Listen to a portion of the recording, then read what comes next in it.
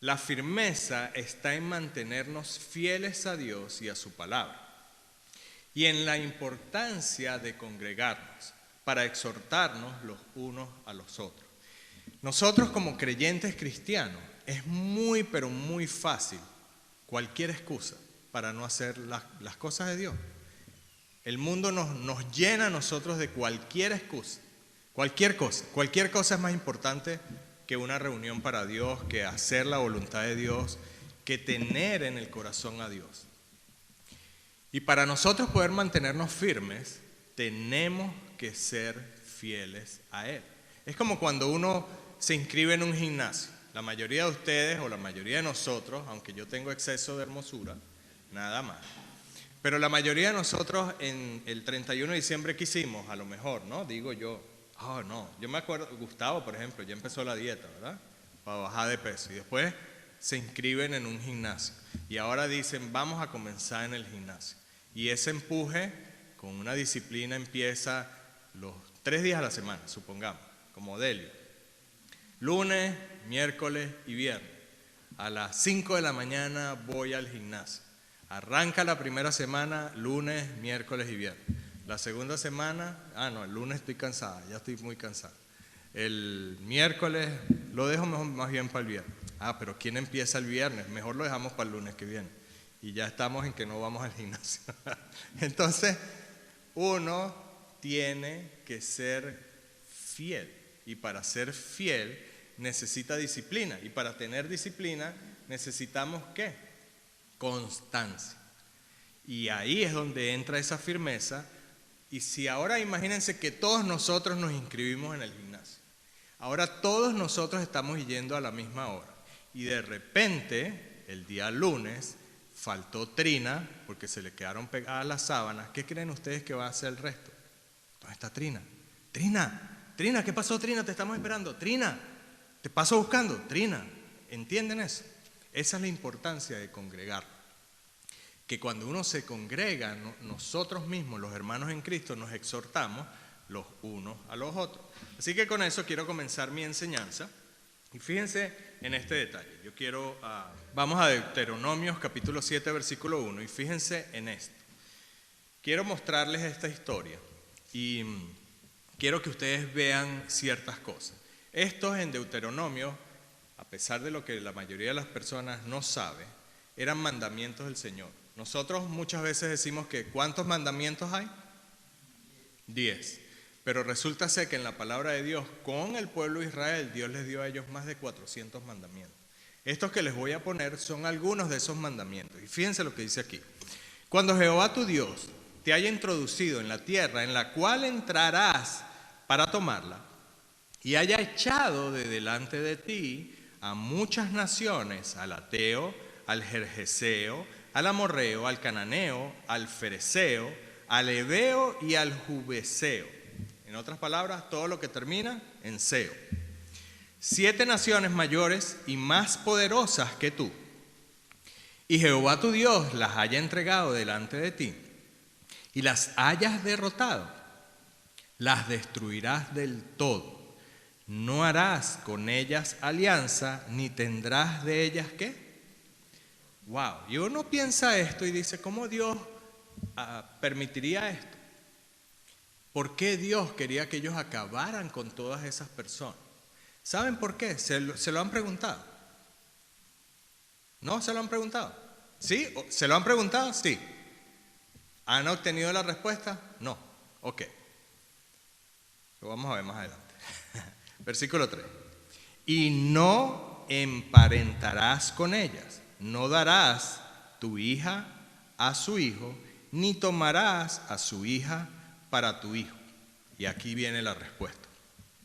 Porque desviará a tu hijo en pos de ¿qué? De mí. O sea, ahora iban a estar atados a otras costumbres, a otros dioses, por esas uniones. ¿Y qué iban a hacer? Iban a dejar a Dios. Y servirán a dioses ajenos, y el furor de Jehová se encenderá sobre vosotros y te destruirá pronto. Versículo 5. Mas así habéis de hacer con ellos. Sus altares destruiréis y quebrantaréis sus estatuas y destruiréis sus imágenes de acera y quemaréis sus esculturas. ¿A qué? Esa era la razón. La razón era que Dios no quería que ellos desviaran su corazón, que desviaran su atención a otros dioses. Porque haciéndolo no era que Dios los iba a destruir, es que el mundo o el adversario, cuando uno se aleja de Dios, ¿qué hace? Nos destruye. Así de sencillo. Fíjense otro mandamiento de Dios en Levítico capítulo 18, versículo 21. Y no des hijo tuyo para ofrecerlo, ¿por qué? ¿Por fuego a quién? ¿Quién de ustedes daría un hijo de ustedes para ofrecerlo por fuego a Moloc? Nadie, seguro que nadie, ¿verdad? Ni contamináis así el nombre de tu Dios, yo, ¿quién? Jehová. O sea que ustedes se consideran lo suficientemente fieles y suficientemente inteligentes como para no dar un hijo de ustedes a un Dios y quemarlo por fuego, ¿correcto? ¿Quién fue el rey más sabio de toda la tierra? Y la palabra de Dios dice que no hubo nunca nadie como él, ni habrá nunca nadie como él. O sea, pasado y futuro. Ok, entonces, basado en eso, vamos a ver detalles en la vida de Salomón. Y les pongo en contexto el pasaje que vamos a leer ahora. Adonías, el medio hermano mayor de Salomón, trata de apoderarse del trono. O sea, él quería ser el rey. Sin que David, que ya estaba viejo, lo supiera. David es informado por Betsabé. ¿Se acuerdan quién es Betsabé? ¿Quién era Betsabé? La esposa de David y... La esposa de Urías. ¿Y quién era Urías? El que David mandó a matar. Indirectamente no, lo mandó a matar. Él mandó una carta que se la dio a él mismo.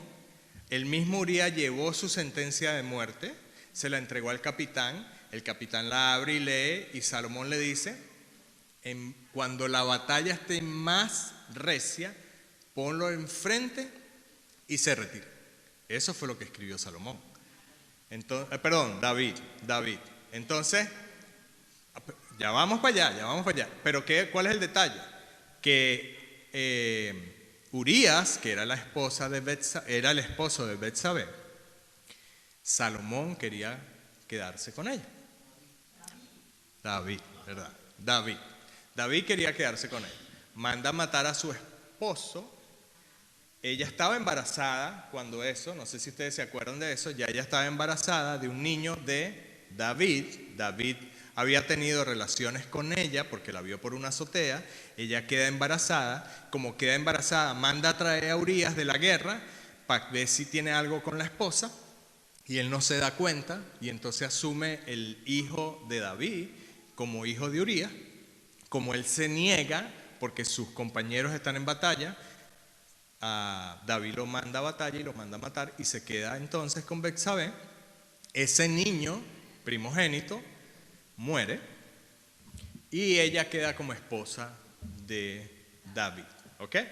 Ahora, dicho eso, cuando Adonías quiere apoderarse del trono, porque ya David está muy viejo, ya saben que está cerca de la muerte, su primogénito, el hijo mayor de David, quiere el trono, se quiere apoderar del trono. Betsabé se entera por Natán. Natán era el profeta. Y le dice: ¿sabes lo que está pasando? Se está apoderando del trono. Vamos al rey, entra tú primero, le explicas, y cuando tú estés hablando yo voy a entrar y voy a corroborar lo que tú le estás diciendo. Y eso es lo que está ocurriendo allí. Entonces ellos se ponen de acuerdo, van donde David, entra primero Betsabé, habla con David Betsabé, y cuando entra Natán y comienza a hablar, Betsabé la retiran del salón donde están conversando, porque están tratando cosas de gobierno, digámoslo así. Betsabé se retira Y vamos a comenzar la historia justo cuando David vuelve a llamar a Betsabé. ¿Están claros? Ok. Entonces, Primera de Reyes 1:28. Entonces el rey David respondió y dijo: llamadme a Betsabé.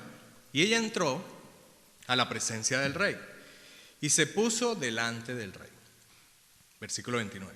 Y el rey juró diciendo: vive Jehová, que ha redimido mi alma de toda angustia, que como yo te he jurado por Jehová, él hizo un juramento ante Jehová a Betsabé, diciendo: tu hijo Salomón reinará después de mí, y él se sentará en mi trono en lugar mío, que así lo haré hoy. Entonces Betsabé se inclinó ante el rey con su rostro a tierra, y haciendo reverencia al rey, dijo: viva mi señor el rey David para siempre. Y el rey David dijo: llamadme al sacerdote Sacob, al profeta Natán y a Benamía, hijo de Joiada. ¿Son nombres para mí? Y ellos entraron en la presencia del rey. Y el rey les dijo: tomad con vosotros los siervos de vuestro señor y montad a Salomón mi hijo en mi mula y llevadlo a Gihón. ¿Se acuerdan de lo que les decía del tema siempre Jesucristo? ¿Se acuerdan cómo entró Jesucristo a Jerusalén? Porque iba a ser como rey de reyes y señor de señores. Esa era la mula, ¿se dan cuenta? Ok, un dato adicional: mientras esto acontecía, Adolón, el hijo mayor, ya se había reunido con unos sacerdotes, con unos siervos y todo, y ya él mismo se estaba autocoronando simultáneamente con esto. Fíjense el versículo 34. Y allí ungirán el sacerdote Hadod y el profeta Natán como rey sobre Israel. Y tocaréis, ¿qué? ¿Se acuerdan Jesucristo el día que nació? ¿Qué era? Era el día de las trompetas. Jesucristo nació con el toque de las trompetas. Y entonces, tocaréis trompetas diciendo: viva el rey Salomón. Versículo 35. Después iréis vosotros de detrás de él, y vendrá y se sentará en mi trono, y él reinará por mí, porque a él he escogido para que sea príncipe sobre Israel y sobre Judá. Entonces Benaía, hijo de Joiada, respondió al rey y dijo: amén, así lo diga Dios, Dios de mi señor el rey. De la manera que Jehová ha estado con mi señor el rey, así esté con Salomón, y haga mayor su trono que el trono de mi señor el rey David. Entonces, hasta ahorita tenemos que Salomón iba a comenzar su reinado, ¿verdad? Y este sacerdote está pidiendo que sea el reino de Salomón mucho mayor y mejor que el de David. Fíjense entonces esto. David le dice a Salomón lo que él debe de hacer cuando ya comience su reinado. Y fíjense esto, en Primera de Reyes, capítulo 2, versículo 1, llegaron los días en que David había de morir, y ordenó a Salomón su hijo diciendo: yo sigo el camino de todos en la tierra, esfuérzate y sé hombre. Y ese yo sigo el camino de todos en la tierra es: yo he visto cómo las personas tienen sus caminos en la tierra, cómo la gente va por diferentes caminos. Eso es lo que le está diciendo. Y dicho eso, le está diciendo: esfuérzate y sé hombre. ¿Saben por qué? En español no está el impulso de este versículo, pero David le está tratando de decir a Salomón: mira, es muy fácil desviarse del camino de Dios, así que esfuérzate y sé hombre para mantenerte firme. ¿Entienden eso? Hoy en día nosotros, los hombres, ¿saben qué pensamos de la palabra de Dios? Que eso es de mujeres, las iglesias, que vayan las mujeres a la iglesia, y que las cosas de hombres son otras cosas. Yo voy a ser militar, o yo voy a hacer esto, yo voy a hacer lo otro. pero no saben verdaderamente lo difícil que es como hombre mantenerse firme en las cosas de Dios. ¿Ok? Eso es lo que le está diciendo David a Salomón. Y fíjense el versículo siguiente. Guarda los preceptos de Jehová tu Dios, andando en sus caminos y observando sus estatutos y mandamientos, sus decretos, sus testimonios, de la manera que está escrito en la ley de Moisés, para que prosperéis en todo lo que hagáis y en todo aquello que emprendas. Para que confirme Jehová la palabra que me habló. Ahora está diciendo, ¿quién le dijo a David que Salomón debería de reinar? Dios o Jehová, ¿verdad? Porque fíjense lo que dice aquí. Para que confirme Jehová la palabra que me habló, diciendo: si tus hijos guardaren mi camino, andando delante de mí con verdad, de todo su corazón y de toda su alma, jamás, dice, faltará a ti varón en el trono de Israel. Entonces, ahora Salomón toma el reinado. ¿Y qué es lo primero que Salomón le pide a Dios? Basado incluso en lo que su papá David le acaba de decir. Fíjense ustedes en 2 de Crónicas 1:7. Y aquella noche apareció Dios a Salomón y le dijo: pídeme lo que quieras que yo te daré. Previo a eso, para que sepan, Salomón hace una gran fiesta a Dios y ofrece sacrificios de muchísimos animales. Y está en el altar y le ora a Dios y le pide a Dios que por favor lo guíe. Ahora él regresa y está durmiendo ya, y ahora en sueño es cuando esto pasa, que dice: aquella noche apareció Dios a Salomón y le dijo: pídeme lo que quieras que yo te lo dé. Y Salomón dijo a Dios: tú has tenido con David mi padre gran misericordia, y a mí me has puesto por rey en lugar suyo. Confírmese pues ahora, oh Jehová Dios, tu palabra dada a David mi padre, porque tú me has puesto por rey sobre un pueblo numeroso como el polvo de la tierra. Yo quiero explicarles algo con respecto a esta oración. Salomón sabe lo que está pasando con su medio hermano mayor, que se está tratando de adueñar de su reino. Uno le está diciendo a Dios: confirma lo que tú le dijiste a mi papá, confirma lo que tú me dijiste a mí y asiéntame en el reino. Eso es lo primero, ¿ok? Pero lo primero que él está diciendo es lo que era la voluntad de Dios. ¿Entienden eso? Ahora fíjense esto.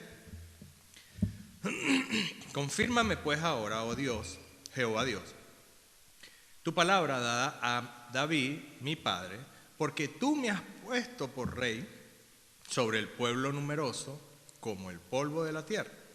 Dame ahora sabiduría y ciencia. ¿Qué es ciencia en la palabra de Dios? Conocimiento, ¿verdad? Para presentarme delante de este pueblo, porque ¿quién podrá gobernar a tu pueblo tan grande? Y dijo Dios a Salomón: por cuanto hubo esto en tu corazón y no pediste riquezas, bienes o gloria, ni la vida de los que quieren mal. ¿Y quién es la vida de los que quieren mal? Exacto, ¿se dan cuenta? Dios sabe lo que está en el corazón de Salomón. Entonces, él ha podido pedir: acaba con mi medio hermano, ¿entiendes? Él no hizo eso. Ni pediste muchos días, sino que has pedido para ti sabiduría y ciencia para gobernar a mi pueblo, sobre el cual te he puesto. ¿Quién lo puso entonces? Dios. Sabiduría y ciencia te son dadas, y también te daré riquezas, bienes y gloria, como nunca tuvieron los reyes que han estado antes de ti, ni tendrán los que vengan después de ti. Y desde el lugar alto que estaba en Gabaón, delante del tabernáculo de reunión, volvió Salomón a Jerusalén y reinó sobre Israel. Entonces, ser sabio puede a veces estorbar nuestra relación con Dios. ¿Sabían eso? ¿Por qué? Porque tratando de hacer las cosas como nosotros queremos, por nuestra sabiduría, y no escuchamos entonces a Dios. ¿Cómo hizo Salomón al comenzar, perdón, como hizo Salomón al comenzar su reino? ¿Qué pasa? Él ya se apodera del trono, ahora ya es rey, y ahora él empieza a pensar, ¿cuáles son las naciones poderosas? La nación poderosa para aquella época, ¿saben cuál era? Los egipcios. ¿Qué hace ahora él? Vamos a hacer una alianza. Eso él lo está pensando él mismo. Y fíjense lo que ocurre entonces aquí en Segunda de Reyes, capítulo 3, versículo 1. Salomón hizo parentesco, ¿con quién? Con Faraón, rey de Egipto, pues tomó la hija de Faraón y la trajo a la ciudad de ¿quién? Gracias. A la ciudad de David, ¿verdad? ¿Qué dice? No había...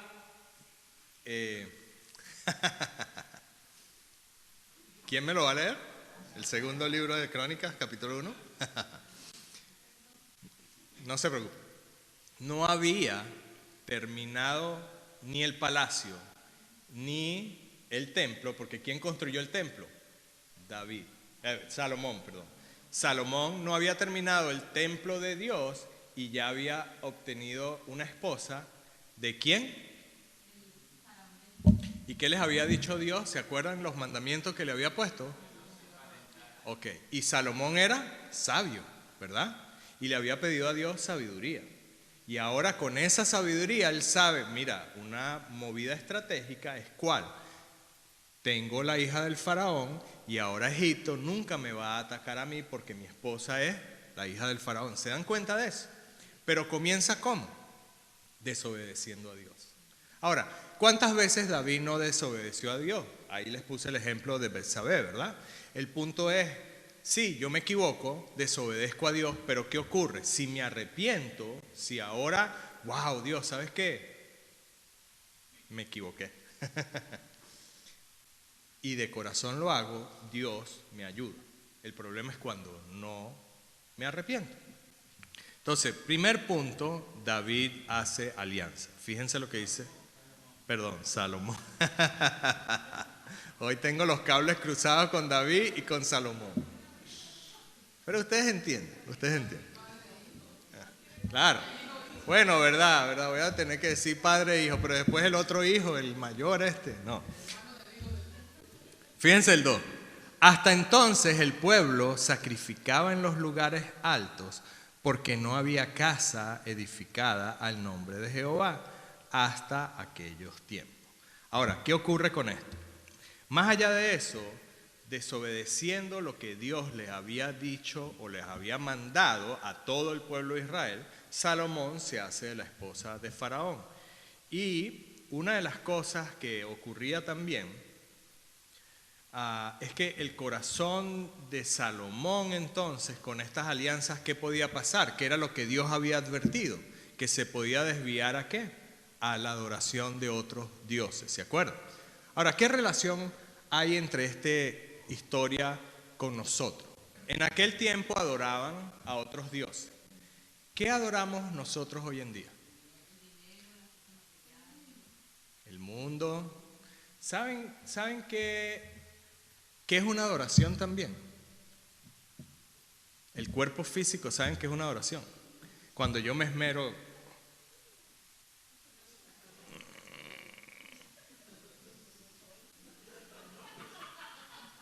Eso también.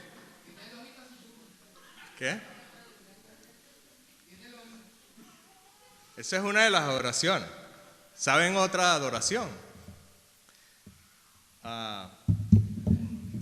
Para muchos hombres, ¿saben? Para muchas mujeres,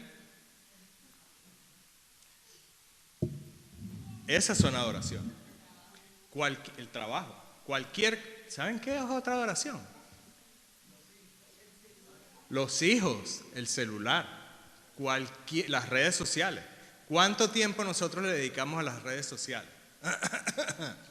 Bastante. ¿Cuánto tiempo le dedicamos a Dios comparado con las redes sociales?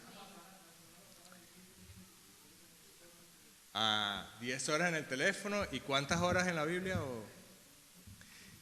Un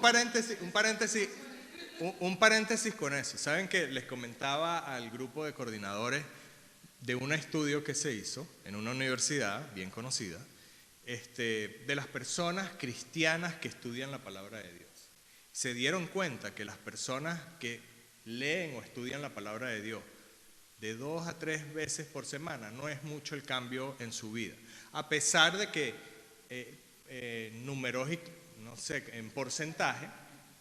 en porcentaje tienen menos ansiedad, tienen menos problemas de salud, tienen menos problemas de muchas cosas en porcentaje. Pero aquellas personas que la estudiaron o la leían más de 4 veces a la semana, marcaba una diferencia tan grande que eran personas exitosas en la vida.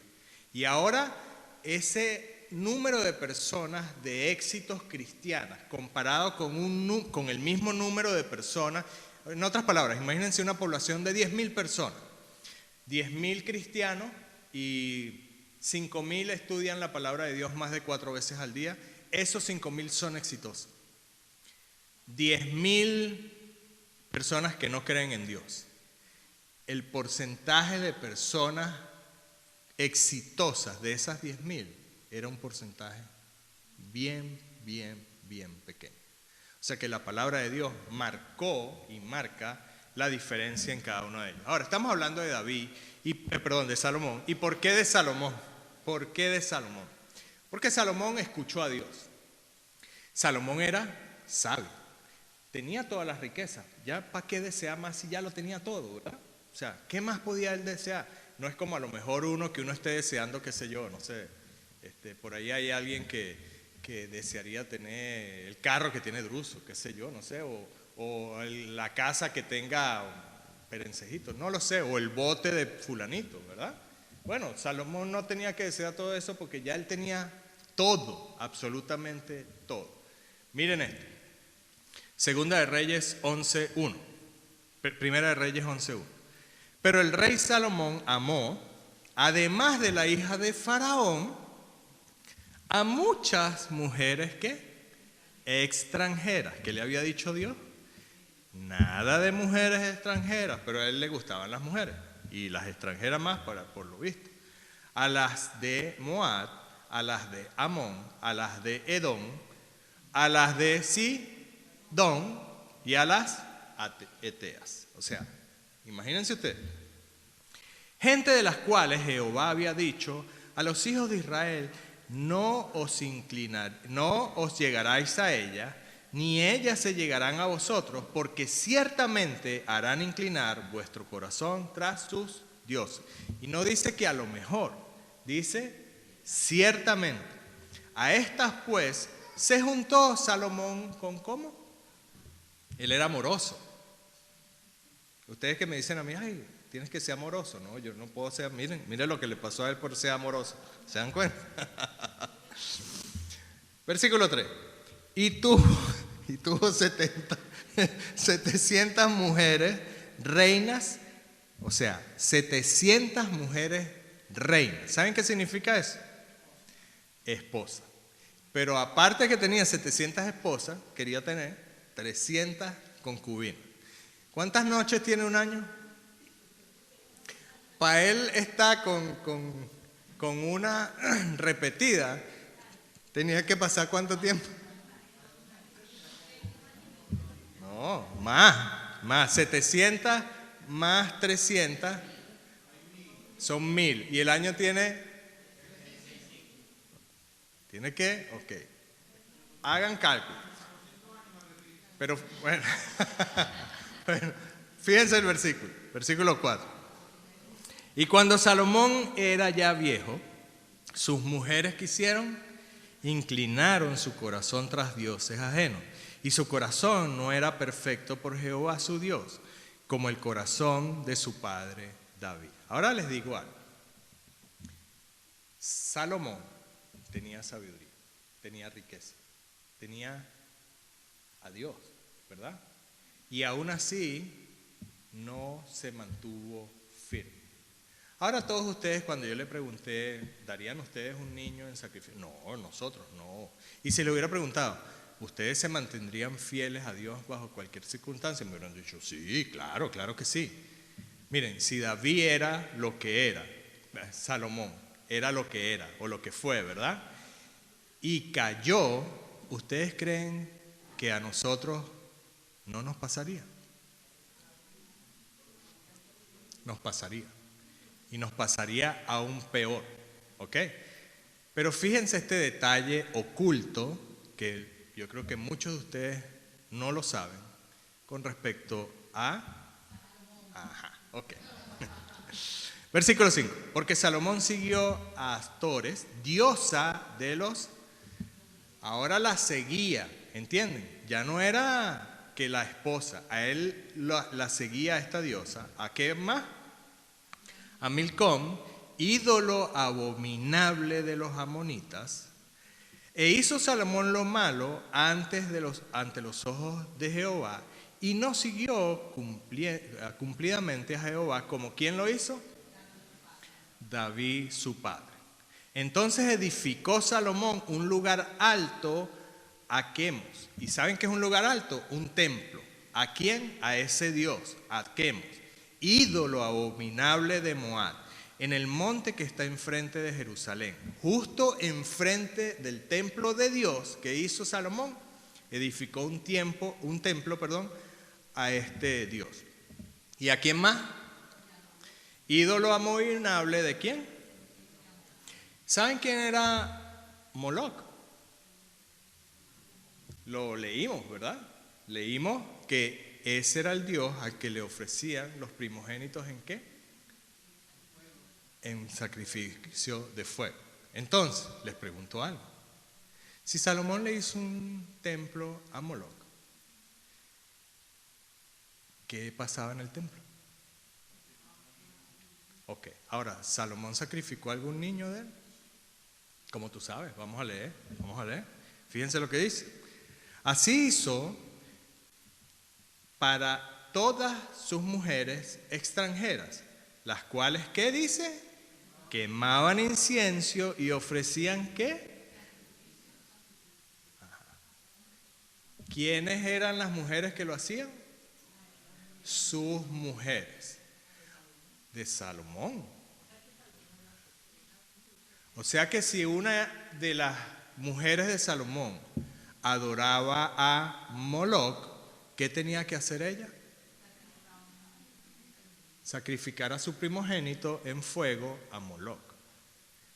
Salomón era, pero más allá de rey, era sabio. Y dice que ustedes van a ser tan sabios como Salomón. Si Salomón, que era sabio, cayó en eso, nosotros que no tenemos esa sabiduría, ¿no creen ustedes que nos pueden jalar y llevar y conducir a sitios donde nos apartemos de Dios completamente? Miren, hay un dicho que no se los puedo decir mucho, pero me lo repetía mi hermana cuando yo era más joven, que más jalaba...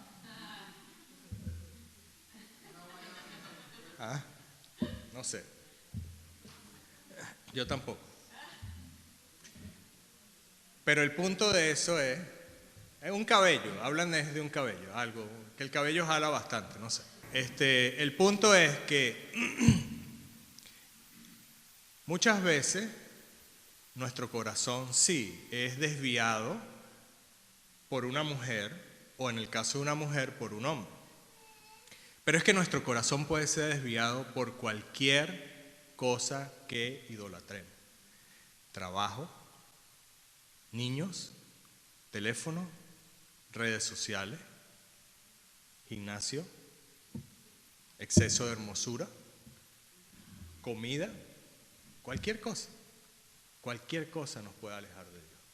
Y eso es lo que yo quiero que nosotros nos mantengamos fieles y firmes, y de ahí la importancia a congregar. El no congregarse más nos lleva a desviarnos de los asuntos de Dios. Porque Hebreos 12 nos habla en este versículo, en el versículo 1, por tanto, nosotros, Por tanto, nosotros también, teniendo en derredor nuestra tan grande nube de testigos, despojémonos de todo peso y del pecado que nos asedia, y corramos con paciencia la carrera que tenemos por delante. Corramos con paciencia. ¿Qué es una virtud de la paciencia que yo no tengo? Miren, les pongo un ejemplo. Ayer estaba con Delia en Costco y terminamos de hacer unas compras y voy a echar gasolina. Y me pongo en una línea, la más corta. Escojo la línea más corta. Empieza, lento, lento, lento, lento. Todos los demás carros pasan. No, me voy a cambiar de línea, me paso por la de allá. Justo en donde me había quedado, todos los carros pasaron. No, me voy a devolver a donde estaba. Y así estuve como 30 minutos de un lado a otro y todos echaban gasolina menos yo. Paciencia. Nosotros estamos corriendo una carrera. Un atleta cuando corre una carrera fija su mente en la meta. No importa el cansancio, no importa el dolor, no importa la molestia hasta que cruza la línea. ¿Cuál es la línea de llegada nuestra? ¿Cuál es nuestra línea de llegada? ¿Ustedes saben cuál es la línea de llegada? ¿Se lo han preguntado? Pareciera que no se lo han preguntado, porque nadie me responde. ¿Cuál es nuestra línea de llegada? El regreso de nuestro Señor Jesucristo es la meta. Justo allí. Nosotros corremos esa carrera hasta que lleguemos a la vida eterna, hasta que lleguemos al encuentro con Jesucristo. Mientras tanto, ¿qué estamos haciendo? Hablándole a las personas la palabra de Dios. ¿Por qué la palabra de Dios? Porque a través de la palabra de Dios es que las personas van a alcanzar esa vida eterna. Entonces, como dice este versículo, tenemos ahora en derredor esta tan grande nube de testigos. ¿Cuáles son esos testigos? Bueno, esos testigos son los ejemplos tanto del Antiguo como del Nuevo Testamento de personas que pudieron mantenerse firmes bajo cualquier adversidad. ¿A quién nosotros deberíamos de imitar? A Jesucristo. Jesucristo fue el que se mantuvo firme bajo cualquier circunstancia. Pero está también, por ejemplo, el ejemplo de Pablo, ¿verdad? Pablo se mantuvo firme, también sufriendo muchísimo, porque Pablo también fue vejado, fue torturado, fue latigueado, fue apedreado. Yo no sé compararme, o no compararme, porque ni siquiera eso puedo hacer. O sea, muchos de nosotros vemos a Jesucristo como algo inalcanzable en el sentido de la perfección, ¿verdad? Bueno, pero Pablo, ¿a quién imitó? A Jesucristo. Y Pablo era normal como nosotros. Jesucristo también era normal como nosotros, pero tenía esa parte aportada por Dios, ¿ok? En cambio, Pablo, siendo una persona nacido de padres terrenales los dos, pudo también, puesto esa guía de Jesucristo, soportar todo eso. Entonces, yo trato de imitar a Pablo en la búsqueda de acercarme a imitar a Jesucristo. ¿Entienden eso? El punto es que nosotros estamos corriendo una carrera. Estamos aquí en la tierra con un tiempo que, como dicen las canciones, no perdona, no perdona. Y mientras tengamos las fuerzas y la oportunidad, cada cosa que hagamos para Dios va a ser premiada. ¿Entienden eso? Entonces, en el versículo 2 dice: Ojos en Jesús, el autor y consumador de la fe, el cual por el gozo puesto delante de él sufrió la cruz, menospreciando el oprobio, y se sentó a la diestra del trono de Dios. Entonces Jesucristo es esa guía que nosotros vamos a tener, es ese ejemplo. ¿Por qué? Porque Él ese gozo puesto tras de la cruz, logró soportar todo eso. Si nosotros no nos enfocamos en los beneficios, premios que vamos a obtener en la vida eterna, no vamos a estar haciendo las cosas en la tierra para Dios. Si yo no me enfoco, es como un atleta. El atleta se enfoca en la meta, pero ¿por qué? Para obtener el premio, ¿verdad? Para obtener la medalla, para obtener el trofeo. Ellos, a la medida de su entrenamiento, simplemente están pensando en la premiación. En la carrera es la meta por el premio. si yo en la tierra no me enfoco en los premios que voy a recibir de Dios, de parte de Dios, y eternos, no voy a poder mantenerme firme. Miren, cualquier deseo terrenal que ustedes tengan, el mejor deseo terrenal que ustedes tengan, el carro, el avión, el yate, si son cosas materiales, por nombrar cosas materiales, pero un buen matrimonio, una buena familia, una buena salud, lo que sea que ustedes se imaginen, no se puede comparar con los premios que Dios nos va a dar por la eternidad. Los de aquí son momentáneos, son poquitos, son pequeños. ¿Por qué no esforzarnos y sacrificarnos muchas veces por las cosas de Dios? Versículo 3. Considerad aquel que sufrió tal contradicción. ¿Quién? ¿Quién la sufrió? Jesucristo. De pecadores contra sí mismo, para que vuestro ánimo, ¿qué? Porque es muy fácil cansarnos, es muy fácil. ¿Ustedes saben a qué hora llegaron los coordinadores esta mañana acá? ¡Wow! No fueron como tú, Ismael. Tú hubieras llegado a las 7:30. Llegaron más tardecito. Llegaron 15 minutos después. Pero ellos igual trabajan, ¿verdad? O igual trabajamos. Igual tenemos familia. Igual tenemos hijos. Igual tenemos compromisos.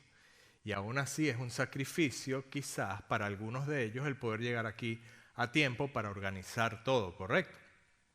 Si en mi mente yo estoy pensando, ay, me tengo que levantar temprano y el frío que está haciendo y para qué yo voy a llegar, que lo haga Emilio, que lo haga Ernesto allá, que él llegue temprano y otro más lo haga, ¿para qué yo tengo que estar? ¿Por qué no me esperan un poquito? ¿Cuál es el problema de que me esperen 30 minutos más, 1 hora más? ¿Por qué yo no puedo llegar igual que los demás? Uno va a pensar así, ¿verdad? O, yo tengo 2 niños, como diría a lo mejor y echándole broma, ¿no? Pero, o sea, con validez. Yo me pongo en los zapatos de una Catherine y un Gustavo. Ahora ellos se tienen que levantar más temprano todavía. Porque los condenados niñitos esos no se visten solos todavía, ni se cepillan los dientes solos. Entonces yo me tengo que levantar, arreglarlo.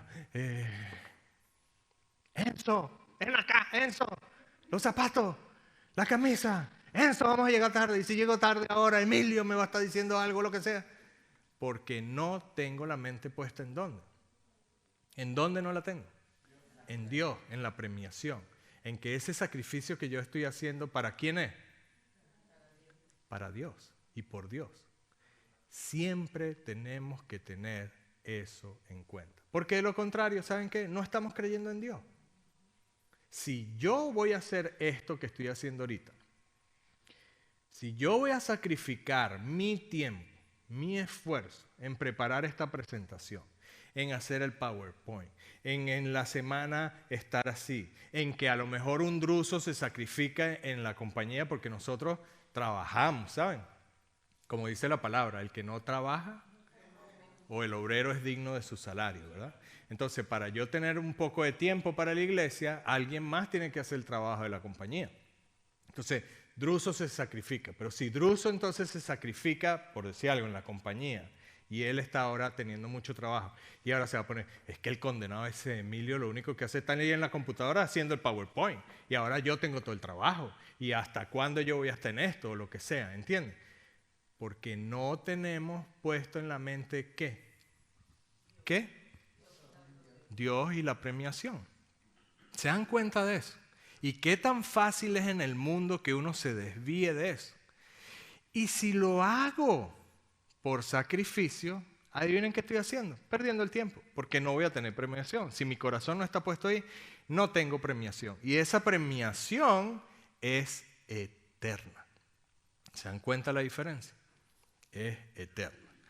Entonces, debemos de considerar, obviamente, a Jesucristo, que sufrió cualquier cantidad de contradicción de pecadores. Todo el mundo lo juzgaba, todo el mundo le decía, tú no sirves, tú no eres profeta, tú no eres esto, tú no sabes la palabra, tú...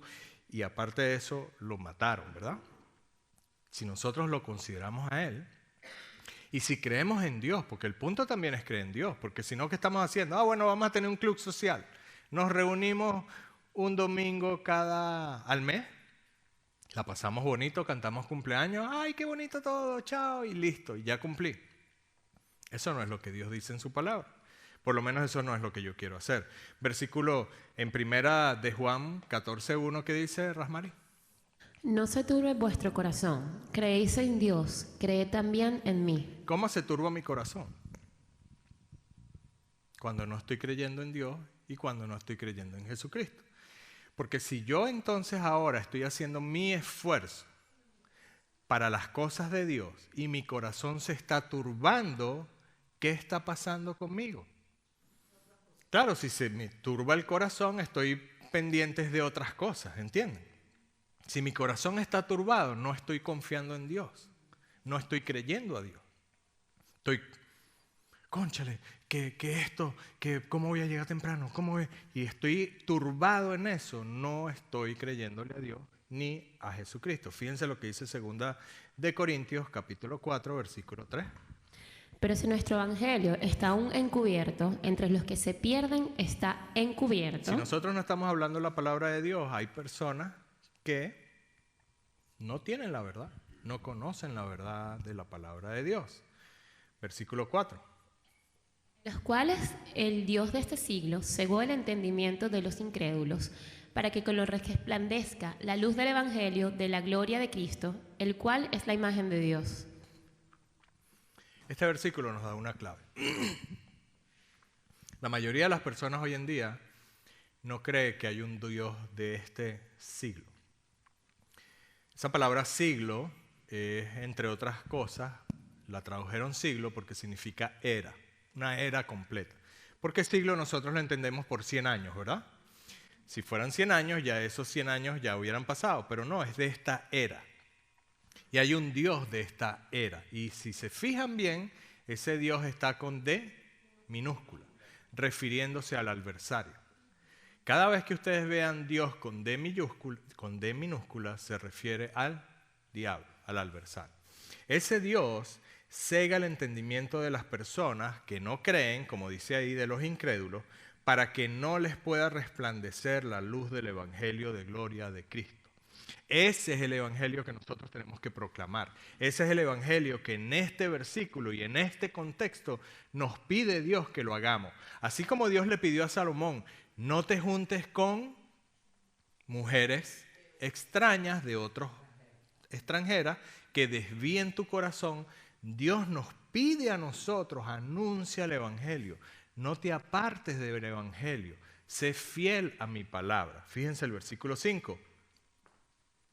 Porque no nos predicamos a nosotros mismos, sino a Jesucristo como Señor, y a nosotros como vuestros siervos por el amor de Jesús.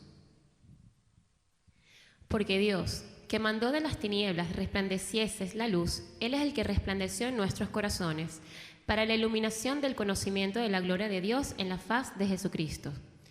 Pero tenemos este tesoro en vasos de barro, para que la excelencia del poder sea de Dios y no de nosotros. Que estamos atribulados en todo, mas no angustiados, en apuros, mas no desesperados, perseguidos, mas no desamparados, derribados, pero no destruidos, llevando en el cuerpo siempre por todas partes la muerte de Jesús, para que también la vida de Jesús se manifieste en nuestros cuerpos. Entonces, ¿estamos atribulados? Sí, la palabra de Dios dice que en este mundo vamos a tener tribulaciones, pero dice en ese mismo contexto que no vamos a estar angustiados. Si yo estoy angustiado, yo puedo tener una tribulación, ¿verdad? Yo puedo tener una tribulación. Pero si ahora esa tribulación me angustia, no estoy confiando en Dios. Yo puedo estar en apuros. ¿Vamos a estar en apuros? Vamos a estar en apuros. A lo mejor en apuros económicos, en apuros de salud, en apuros en el trabajo, en apuros en cualquier cosa. Pero dice que no estamos desesperados. Es una gran diferencia. Perseguidos, bueno, a muchos cristianos sufren persecución, pero dice, mas no desamparados, no estamos solos. Derribados, sí, nos van a derribar a veces, pero no nos pueden destruir. una cosa que yo me repito siempre a diario, cuanto más problema tengo, yo le oro a Dios, ¿verdad? Ahora, yo me considero una persona, y los que me conocen saben que yo soy una persona muy competitiva. Yo trato siempre de estar en competencia. Yo me considero una persona guerrera, alguien que se prepara para la guerra. Yo me considero un guerrero de Dios. Un guerrero de Dios o una persona que verdaderamente sea un guerrero de cualquier cosa, pero en mi caso un guerrero de Dios. Un buen guerrero se alista para pelear y pelea para ganar. No hay segundos lugares. Entonces yo me arrodillo a Dios para orarle, o solo me arrodillo ante Dios para orarle, me levanto para pelear y peleo para ganar. Con respecto a la palabra de Dios y con respecto a Dios y a su palabra, eso es lo que yo deseo hacer. Me arrodillo ante Dios para orarle, me levanto cuando me derriban incluso, cuando el adversario me derriba, me levanto para pelear y peleo para ganar. Nosotros entonces podemos ser derribados, sí, pero nos levantamos, nos sacudimos el polvo y continuamos la palabra o la batalla porque no nos pueden destruir. Y entonces, como dice el versículo 11, porque nosotros que vivimos siempre estamos entregados a muerte por causa de Jesús, para que también la vida de Jesús se manifieste en nuestra carne mortal. De manera que la muerte actúa en nosotros y en vosotros la vida. Esa muerte está actuando en nosotros. El tiempo se nos consume, ¿verdad? Nuestro cuerpo físico tiene un tiempo. Pero a la medida que hablamos la palabra de Dios, esa palabra que es viva y es vida, actúa en las otras personas a las que se la llevamos. ¿Por qué? Porque si ganamos, esas personas van a tener vida eterna, ¿correcto? Dice en el 13, pero teniendo el mismo espíritu de fe, conforme a lo que está escrito, creí, por lo cual, ¿qué? Yo tengo que creer la palabra de Dios para hablarla eficazmente. Nosotros también creemos, por lo cual también, ¿qué? Hablamos. Nosotros tenemos que creer la palabra de Dios para hablarla. Versículo 14, Rasmari. Viendo que Él resucitó al Señor Jesús, a nosotros también nos resucitará con Jesús y nos presentará juntamente con vosotros. Porque todas estas cosas padecemos por amor a vosotros, para que abundando la gracia por medio de muchos, la acción de gracias sobreabunde para gloria de Dios. Entonces, como dice ahí, porque todas estas cosas padecemos, cualquier cosa que yo esté padeciendo en el presente, cualquier problema que se me esté presentando por tratar de llevar la palabra de Dios, aquí me lo aclara bien grande que por amor a ustedes lo hago. ¿Por qué por amor a ustedes? Porque llevando ese amor a ustedes y esforzándome más en las cosas de Dios, ustedes se van a acercar también más a Dios. Y ustedes van a tener esa vida eterna. Y ustedes también van a tener premiación. Todas esas cosas es la voluntad de Dios y es lo que Dios quiere que nosotros hagamos. Versículo 16. Por tanto, no desmayamos antes, aunque nuestro hombre exterior se va desgastando. El interior, no obstante, se renueva de día en día. Mi cuerpo, el mío todavía no, porque yo, ¿sabes? Yo soy todo un atleta de 22 años de edad. Pero algún día cumpliré. ¿Saben qué le pasó a mi papá? Por cierto, todos ustedes saben que mi papá está un poco mal, bastante mal. Tiene 94 años. En diciembre, finalizando diciembre, no recuerdo qué día. ¿Tú te acuerdas el día, Delia? Ah, ¿verdad? Terminamos el 24, la celebración, esto, lo llevamos a acostar. El 25 de diciembre lo vamos a levantar de la cama y mi papá tiene 94 años, pero siempre ha sido activo, siempre. Él ¿saben qué hacía él? Él agarraba el teléfono celular, se lo metía en la media del pie derecho y él tenía una bicicleta estacionaria. Y daba ahí pedal y pedal y se metía el celular en la media para que le contara los pasos. Porque él quería hacer 3 millas diarias pedaleando. Y él se valía por sí mismo, él caminaba, él todo, él estaba haciendo hasta ese día unos libros que quería publicar y todo lo demás. El 25, cuando lo vamos a levantar,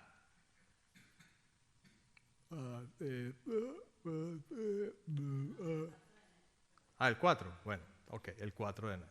Así de sencillo, de una noche a la otra. No fue un stroke, creíamos que era un stroke, lo llevamos, le hicieron todos los chequeos, no fue un stroke, fue de un día a otro, así. Y cada día que pasa empeora muchísimo más. ¿Por qué les digo esto o por qué lo pongo a él como ejemplo? Porque este cuerpo ciertamente se va a desgastar, ¿correcto? Todos nosotros, a menos de que Jesucristo llegue, nos vamos a desgastar. El detalle es qué vamos a hacer significativo antes de que llegue ese momento. Yo quiero hacer algo significativo para Dios, porque Él me va a dar a mí, no solamente por el premio, sino por todo lo que ya me ha dado. ¿Cuánto no me ha dado a mí Dios en mi vida? Todo lo que tengo es gracias a Dios y a su palabra. Entonces, retribuirle un tanto a Él, aunque sea un granito de arena, de tanto que Él ha hecho por mí. Eso es lo que se refiere a este versículo y ese es este pasaje, pero no pierdan nunca con lo que les estoy hablando ahorita la enseñanza pasada, que para Salomón, siendo un hombre muy sabio, perdió ese rumbo porque se distrajo o lo distrajeron. ¿Entienden? Para nosotros es sumamente fácil que este mundo nos distraiga. Versículo 17. Porque esta leve tribulación momentánea produce en nosotros un cada vez más excelente y eterno peso de gloria. No mirando a nosotros las cosas que se ven, sino las que no se ven. Pues las cosas que se ven son temporales, pero las que no se ven son eternas. Más claro que el agua no puede estar, ¿verdad? Hebreos 10:21. Y teniendo un gran sacerdote sobre la casa de Dios, acerquémonos con corazón sincero, en plena sentidumbre de fe, purificados los corazones de mala conciencia y lavados los cuerpos con agua pura. Mantengamos firme, sin fluctuar, la profesión de nuestra esperanza, porque fiel el que prometió. Dios lo prometió, Dios lo va a cumplir. Mantengámonos firmes sin fluctuar en esa profesión y en esa esperanza. La meta, ¿se acuerdan? ¿Cuál es la meta? El regreso de Jesucristo. Versículo 24. Y considerémonos unos a otros para estimularnos al amor y a las buenas obras. ¿Se dan cuenta el por qué la importancia de congregarnos? Porque congregándonos, ¿qué hacemos nosotros? Nos estimulamos los unos a los otros. Versículo 25. No dejando de congregarnos, como algunos tienen por costumbre, sino exhortándonos, y tanto más cuanto veis que aquel día se acerca. ¿Qué día se acerca? La meta, eso, ese día, el retorno de Jesucristo, ya cada vez está más cerca. Versículo 11 de 1 Corintios 10. Y estas cosas le acontecieron como ejemplo, y están escritas para amonestarnos a nosotros, a quienes han alcanzado los fines de los siglos. Hemos alcanzado muchísimo tiempo, ¿verdad? Y esas cosas, como la de Salomón, que les mencioné anteriormente, fueron escritas ¿para qué? Como ejemplo, para amonestarnos. Fijémonos en lo que le pasó a él, para que no nos ocurra a nosotros. Versículo 12. Así que, el que piensa estar firme, mire que no caiga. El que piensa estar firme, mire que no caiga. Y de ese pasaje extrajimos ese primer versículo que es el tema de este año, ¿verdad? Y fíjense el contexto. Nos os ha sobrevenido ninguna tentación que no sea humana, pero fiel es Dios, que nos os dejará ser tentados más de lo que podéis resistir, sino que dará también juntamente con la tentación la salida, para que podáis soportar. O sea que Dios nunca nos va a dejar que el adversario nos tiente en algo que nosotros no vamos a poder resistir. Claro, Segunda de Timoteo es el contexto de los otros dos versículos que les mostré para la meta del año. Y en Segunda de Timoteo, capítulo 2, versículo 1, dice: Tú, pues, hijo mío, esfuérzate en la gracia que es en Cristo Jesús. Lo que has oído de mí ante muchos testigos, esto encarga a hombres fieles que sean idóneos para enseñar también a otros. Eso es lo que quiere Dios, hombres fieles. Y cuando dice la palabra de Dios aquí, hombres fieles, mujeres no se sientan ofendidas. Porque hombres fieles está hablando no de género, sino de especie, de nosotros los hombres y las mujeres. Hombres y mujeres fieles que sean idóneos para enseñar también a otros, que sean, como les puse yo en esa versión, que sean personas, ¿cómo era que decía la versión? Ya se me olvidó. De confianza. Hombres y mujeres de confianza a quien depositarle esa información para que la transmitan también a otras personas. Versículo 3. Tú, pues, sufre penalidades como buen soldado de Jesucristo. Y un buen soldado, ¿qué hace? Se prepara. Y si hay un soldado es porque hay ¿qué? Hay guerra. Así de sencillo. Versículo 4. Ninguno que milita se enreda en los negocios de la vida, a fin de agradar a aquel que lo tomó por soldado. Y también el que lucha como atleta no es coronado, sino lucha legítimamente. El labrador, para participar de los frutos, debe trabajar primero. Considera lo que digo, y el Señor te dé entendimiento en todo. Acuérdate que Jesucristo, del linaje de David, resucitado de los muertos conforme a mi evangelio, en el cual sufro penalidades, hasta prisiones a modo de malhechor, mas la palabra de Dios no está presa. Por tanto, todo lo soportó por amor de los escogidos, para que ellos también obtengan la salvación que es en Cristo Jesús con gloria eterna. Entonces, basado en este pasaje y basado en la experiencia de Salomón, ¿vamos a tener tribulaciones? Vamos a tener tribulaciones. ¿Es un sacrificio? Es un sacrificio. ¿Hay que esforzarnos? Hay que esforzarnos. ¿Estamos en medio de una batalla? Estamos en medio de una batalla. ¿Nos preparamos para la batalla? ¿Nos estamos preparando? Debemos prepararnos, debemos disciplinarnos, debemos de prestar atención. Y lo mejor de todo es que haciendo eso, Dios nos va a dar aquí en la tierra también una vida exitosa. ¿Se dan cuenta de eso? Es, como dicen muchos, un tiro al piso. No hay pérdida. O sea, es ganar, ganar. Vamos a ganar aquí en la tierra, vamos a ser exitosos, vamos a tener una vida abundante, vamos a tener abundancia en todo, vamos a tener salud mientras estemos aquí en la tierra y en el cielo vamos a tener una vida eterna llena de premios y cosas buenas. Entonces, Pablo se mantuvo firme en su fe a través de su confianza en Dios, su determinación de seguir proclamando el Evangelio a pesar de las dificultades y persecuciones que enfrentó. Yo deseo que nosotros este año nos esforcemos verdaderamente, pongamos una autoevaluación en nuestro corazón y nos digamos a nosotros mismos, ¿qué estoy haciendo por Dios? ¿Y qué quiero hacer por Dios? ¿Qué voy a hacer yo por Dios? Que sea un despertar y que una vez que despierten, no se duerman, manténganse firmes en todo, ¿ok? Muchas gracias a todos y bendiciones.